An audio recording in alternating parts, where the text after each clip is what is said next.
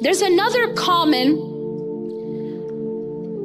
myth or false definition of sabr, and that is that sabr means that you don't feel any emotion, that you don't feel any grief, you basically become a robot.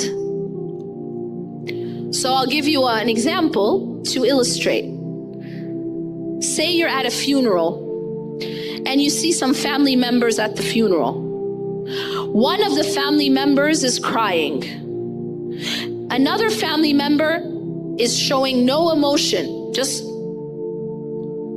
no emotion, straight face, no emotion, shut down. What do many of us think or say? Well, we would probably look at the one who's crying and say, have sabr, have sabr. And we'll look at the one who's showing no emotion and say, MashaAllah, look at the sabr. Am I right?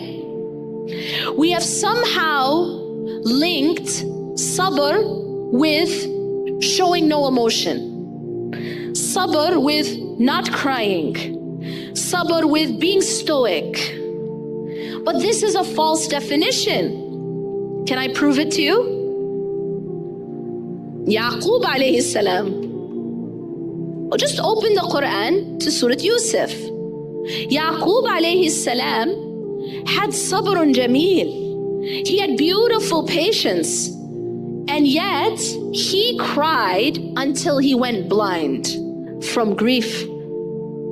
Yes? He says to Allah, إِنَّمَا أَشْكُو بَثِّي وَحُزْنِي إِلَى اللَّهِ. So he's saying to Allah, indeed I complain of my grief and my sadness to Allah. So what does that mean? It means that he had sabr. In fact, he had beautiful patience, sabrun jameel. And at the same time he cried, and at the same time he experienced grief. So what does it mean? It means that sabr is not the lack of emotion. Sabr doesn't mean you can't cry. Sabr doesn't mean you can't feel grief.